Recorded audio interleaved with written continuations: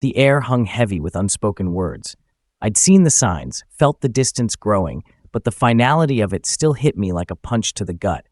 It wasn't a fight, not a dramatic outburst, just a slow, chilling realization that Sandy was leaving. Either she's dreaming of romance, thinking about romance, or she's just tired of being my wife, I muttered to myself, a wave of despair washing over me. It was like I'd decided to lose her, bit by bit, over the past few months. The acceptance had become easier for her, yet I couldn't understand why she didn't just leave. Why prolong the agony? Why not simply say goodbye and move on? Our finances weren't a factor. We lived in a debt-free house, a gift from my grandmother, but the seeds of doubt had already been sown. I'd seen her eyes flicker with a longing I couldn't comprehend. The house, once a haven, now felt like a prison. We had moved there after her death, and I had insisted my parents take ownership for a year, just to be safe. The memories of our old house, the one we built together, still haunted me. It was a beautiful place, filled with laughter and love. But fate had a cruel hand to play. 6 years after we moved in, Sandy, in a drunken stupor, left dozens of candles burning, one too close to the curtains. The fire alarm blared, waking her, and she managed to escape, but by then, the living room was engulfed in flames. The firefighters arrived as I was frantically racing towards the inferno. My best friend, the captain, watched as I told them about my collection of weapons, the ammunition stored in the basement. A few shots rang out, and the firefighters retreated, watching helplessly as our home was consumed by the flames. The insurance payout, a clean sum of $30,000, was more than we expected. It allowed us to rebuild our lives, to start over, but the fire had left a scar, a gaping hole in our hearts. We moved back into my grandmother's house, the remnants of our old life clinging to the walls, a constant reminder of what we had lost. The unspoken tension between us simmered, a constant source of discomfort. We had a bank account, $20,000 left, enough for Sandy to find a decent apartment. I would stay. I had done my part, I'd thought. If we parted ways, she would be the one left with regrets. It was a cold winter night when I came home from my night shift, the world cloaked in darkness. Her car was missing from the garage, the porch light was off.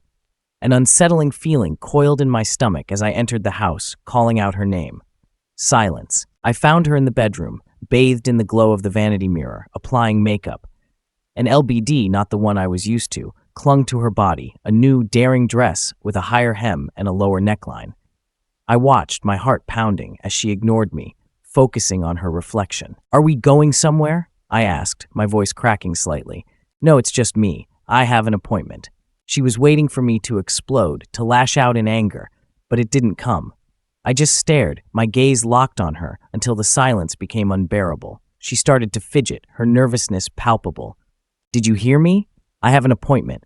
I'm meeting another man," she said, her voice tight with tension. My voice was cold, devoid of emotion. "What?" I said no. No means no. You can meet whoever you want, sleep with whoever you want, as soon as you move out. I'll file the divorce papers as soon as I can, but you won't do this while we're living under the same roof. Why don't you pack a few things and stay somewhere else for a few days? Give me time to sort everything out, and then we can discuss how to divide things." Her laughter echoed through the room, mocking and cruel. "I won't leave. You will. I like this house, and when it becomes mine, I'll decorate it the way I like. If you prove you're a cuckold, at least I'll get a bigger share of the money when we sell it. Do us both a favor. Move back in with your parents until this is all over." "No, you need to leave." "Oh, I'm planning to. In about 30 minutes. Don't come here when I'm back, or I'll call the police. I'm sure I can come up with something to get you thrown out. They'll hold you for 48 hours for domestic violence. By then, I think I can change the locks and get a restraining order." A flicker of fear crossed her face when I smiled.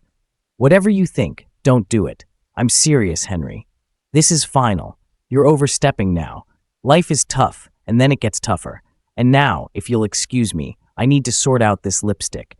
This bright red has to be the perfect shade. He should complement the ring around the base of his tool. What do you think?" My anger, simmering beneath the surface, finally boiled over. I knew she didn't have the courage to ask him to take her, which meant she was planning to meet him right here, in our home, while I was still there. I stormed out of the bedroom, my mind racing. In the garage, I grabbed an aluminum baseball bat, the one I used during the summer. I took a few practice swings, the wood resonating with a satisfying thud. It was time to teach her a lesson. I walked back to the house and saw her purse on the counter. I opened it, my fingers brushing against the smooth leather. Inside, I found 6 packs of rubber bands and her phone. I didn't want to tidy up, so I took it to the garage, removed the battery, and placed it on the workbench. I grabbed a hammer and smashed the phone into 3 pieces, each blow a testament to the pain she had inflicted upon me. I reassembled the phone, minus the battery, and tossed it back into her purse. I almost stuck the bobby pins into the rubber bands, but stopped, thinking she might claim they were mine. She walked into the kitchen as I was pouring myself a cup of coffee, her high heels clicking on the floor, the sound grating on my nerves. Her eyes widened in anger when she saw me. "Out!" she shouted, pointing at the door. I just smiled, took a sip of my coffee, and ignored her. She sighed, her frustration evident. "Fine, if you want that. Look for police officers here soon. Maybe you'll want to call your dad to get money as collateral when you can leave." I took another sip of coffee, savoring the bitter taste. Why bother calling the cops? I didn't threaten you, didn't raise a hand to you. All I did was refuse to let you kick me out of my house. It's not about calling the cops. You threatened me when I asked for a divorce and insulted me. I fear for my life. They always believe the woman. I'm not joking, Henry. You have about 30 minutes until I call. She paced back and forth, her stilettos clicking like a metronome. 5 minutes later, her voice, shrill with anger, echoed through the house. She burst through the door, her face contorted with fury. "You monster! What have you done to my car? Why are you assuming I damaged your car? You shouldn't leave it parked on the street like that." She paused, her eyes narrowed. "Don't play dumb. I'm just going to call him to come get me. I'll even let you see me kiss him when I leave. Don't be surprised if you don't see my head when we're gone." It was my turn to make her nervous. I chuckled, a low, menacing sound. "Sure, call him. It will give us a chance to get to know each other better. I could tell him what a lunatic you can be. Hopefully, he doesn't have any long-term plans because in the end, you're proving to him that marriage vows mean nothing to you." Her voice rose in a hysterical scream when she realized her phone wasn't working. Fuming, she stormed back towards the door. "Have a nice evening," I said, my smile cold and calculating. "You piece of crap, you'll get what's coming, you monster."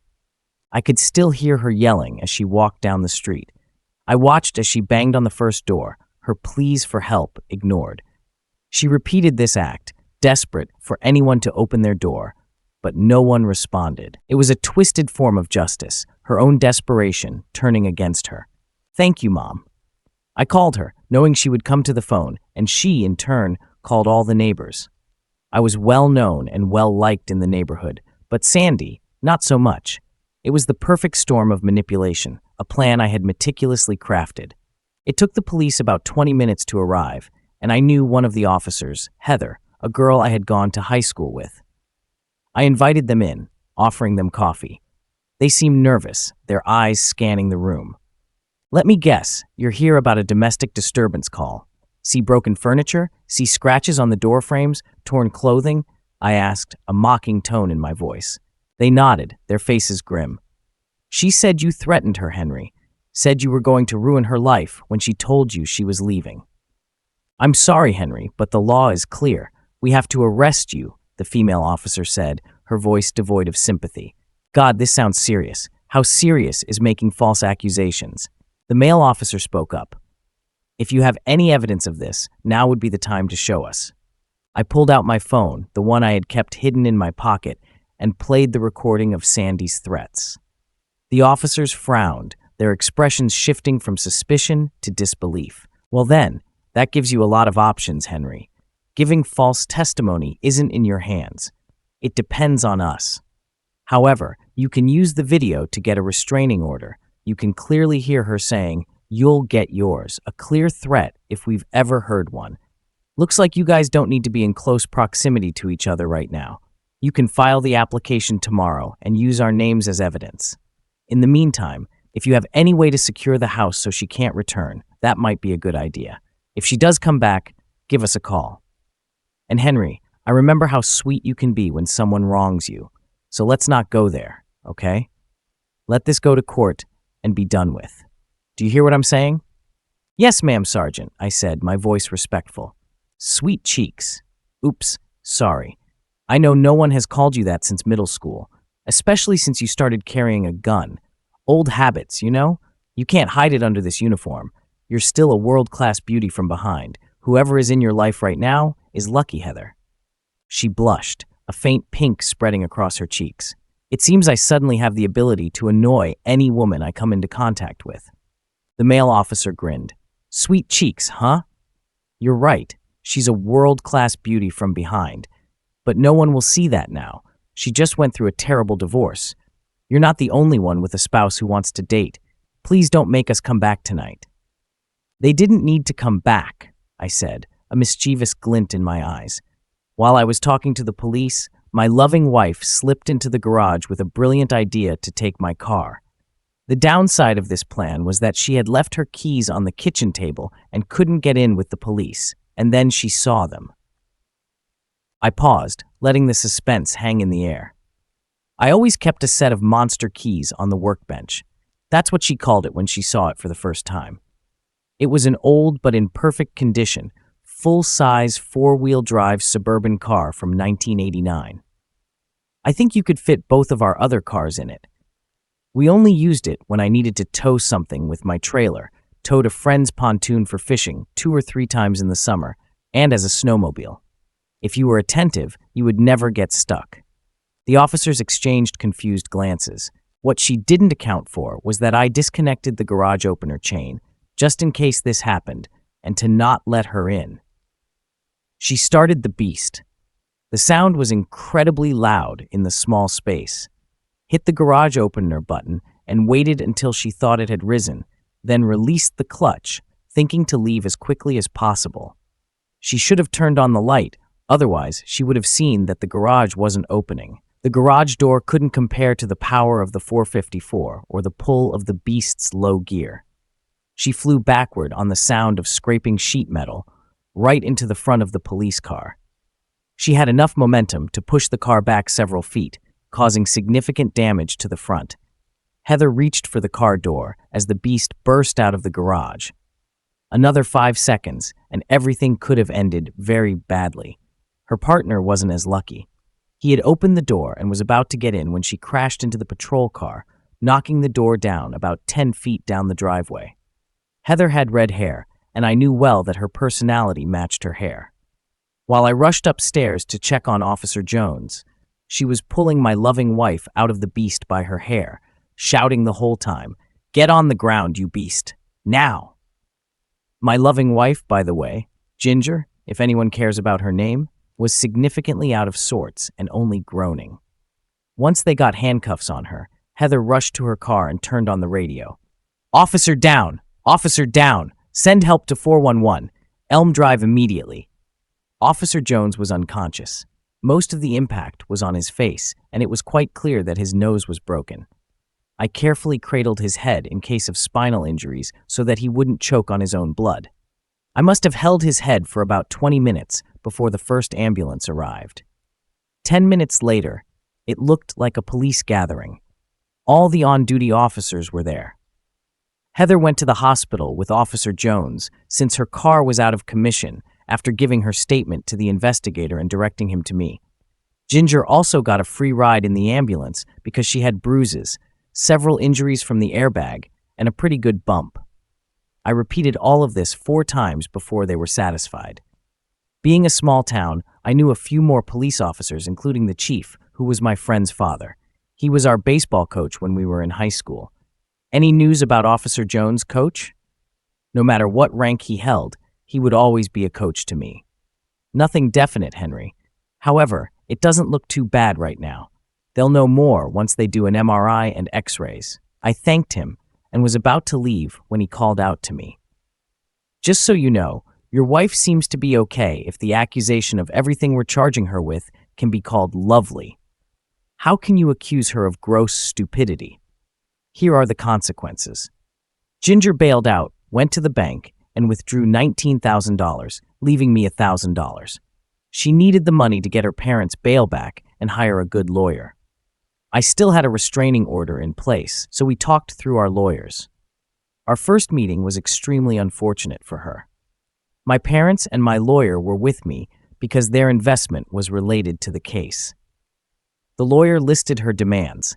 She needs a house, or at least half its value. I knew she had made a deal with a friend, a realtor, for him to buy it for her and then sell it back, using her half of the proceeds for the down payment. She knew I would never agree to sell it to her. My lawyer pulled a document out of his briefcase and handed it to her lawyer. He seemed surprised, and Ginger exclaimed, "What?" Her lawyer explained it to her. The house belongs to his father.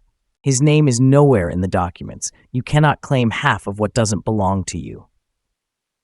She was still boiling with anger when he stated the next demand. My client wants all new furniture in the house. Living room, dining room, furniture from all bedrooms, a silver service set, and new kitchen appliances. My lawyer responded with new documents. Everything we bought was paid for by check.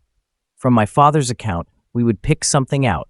I would drive her home, pick up Dad in his truck. He would write a check, and I would give him cash. I'm afraid all the furniture taken on rent belongs to the homeowner. None of this is public property, but he agreed to let you choose one of the bedrooms, I suppose, for nostalgia. In the end, almost everything we owned was out of her reach. I fixed her car the following weekend, bringing it to her parents' house when I found out they had left, trying to post bail for their daughter. The judge called me and my lawyer into his office during the divorce, reviewing the papers. He tried to hide a smirk, but couldn't. "Quite clever, young man. You cut her legs from right under her. You knew this was going to happen, didn't you?" I shrugged. I didn't quite envision this scenario, but I knew it wouldn't end well. I was just defending myself. By all accounts, she owes me $9,000 of the money she took, but if she simply signs the papers, we'll be square. He grumbled. Fair enough. Returning to the courtroom, he told Ginger that everything was documented and legal, and he couldn't do anything about it, but I had agreed to let her keep all the money she took if she agreed to the divorce. If not, I would demand it back. She was furious, but she had no choice. The judge banged the gavel, and I became a free man. She had to forget about me and focus on her other problems, filing a false statement with the police, assaulting an officer in a car. She got lucky and ended up on probation for a year. I ran into her a month later at Walmart. She wanted to talk, so we ordered drinks at the cafe and sat down. It took her a minute to find her voice. "Why were you so cruel to me?" I could ask the same question. "When did you decide to give up on our marriage? You know, you could have just left instead of making the last few months so miserable. And what was the reason for shoving your date in my face? You lived with me long enough to know I won't just give up like that." She sat silently for a minute before speaking. "I wasn't happy, and I haven't been happy for a long time. I hated when our house burned down, hated moving here, hated leaving our friends behind. Maybe that's where it all started. Looking back, I realize you're a good guy, and I should have just talked to you. That's probably the dumbest thing I've ever heard from you. I didn't want to go back home either. I liked where we lived.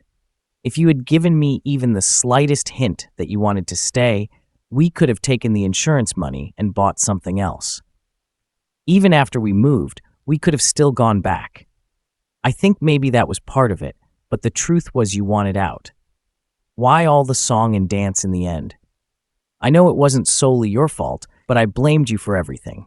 In reality, I didn't care about anyone else. I just wanted to hurt you. I regret how I behaved. You were right. We should have just discussed everything and parted ways as best as possible." I stood up, concluded. "Well, that was enlightening. You need to see someone, Ginger. You really messed up. I heard you're going back home, so I doubt I'll see you again. Try to live a worthy life, and if you fall for someone else, use our experience as a learning tool." I didn't say goodbye, just left. I saw her 4 years later when I returned for a friend's funeral. She looked almost the same, maybe 5 pounds heavier with longer hair. She saw me and smiled, but we never talked. That suited me. Better to leave the past in the past. About 2 years after all that mess, I ran into Sergeant Sweet Cheeks at the shooting range. She was in jeans, and she still had a killer backside. We talked, and I learned she was engaged to Officer Jones, who had fully recovered. He got a pretty good payout from my car insurance, and they planned to use it for a down payment on a house. 18 months later, I saw her again and asked how she liked marital bliss. She snorted. Seems he didn't have as high an opinion of my backside as you did. I caught him, and the backside belonged to another man. We didn't part on good terms. I'd say I'm sorry, but I'm not. She looked surprised. And why not? Because now you're single again, I hope. I never got a snap at that sweet backside in high school. This could be my chance. And just so you know, even if it's a world-class backside, I like everything attached to it, including your brain. I heard you're a detective now. Can you use that excellent brain power to figure out what I'm thinking? She blushed slightly before laughing. If it's what you're thinking, I'll have to arrest you. Sex from behind is still illegal in 9 states. It was my turn to shine, but I smiled. Is that one of them? No, you're lucky. If you really like this excellent backside, and you're ready to treat me the way I deserve, you might find that I'm willing to share what I really like with the right man. Pick me up at 7, wear a suit, and don't talk nonsense. And now shut up and act. I showed up right at 7 in my best suit. I don't know if it's genetics or training, but even as silly as I can sometimes be, I knew better than to complain about that. I didn't put her to bed until we got married, 9 months after our first date. All I can tell you is that it was worth the wait. And now she's Captain Sweet Cheeks. I can talk nonsense, but calling her Sweet Cheeks in public is not the same thing, although she likes it when I say that in the bedroom. Ginger was seeing a psychologist. I don't know if it helped or not. She got married twice, and the second husband seems to be careful. It looks like he keeps her on a pretty short leash and reminds her of me when she gets out of control, telling her that I'm not the only one who can treat her that way. It seems to help her focus, at least according to the cousin who told me about it. All I can say is it's good for her. Our daughter Kelly got married today. Our wedding gift to her was my grandmother's old house. Heather never liked it, and when her parents died, we moved into her house, a large 2-story old farmhouse. Our son Mark will inherit it when we depart this world, which I hope won't happen anytime soon. After Kelly left for her honeymoon, I surprised my Sweet Cheeks with tickets to one of those ocean cruises, a gift for our 25th wedding anniversary. She always wanted to go, and finally, I saved enough money to invite her along. 2 weeks of traveling through Europe, her dream vacation, it brought me real love and a rare shot in her back door. She says she likes it, but I think she does it just to please me, and despite my numerous flaws, being a selfish jerk doesn't seem to be one of them, so I only take what she decides to give, and I'm happy with that. It's time for me to go. Sweet Cheeks is calling me back to bed, giving me a little blue pill and a glass of water. It looks like it's going to be a very nice vacation. Thank you for being with us and listening until the end. If you found it interesting, please subscribe, give us a like, and leave your comments, and we'll see you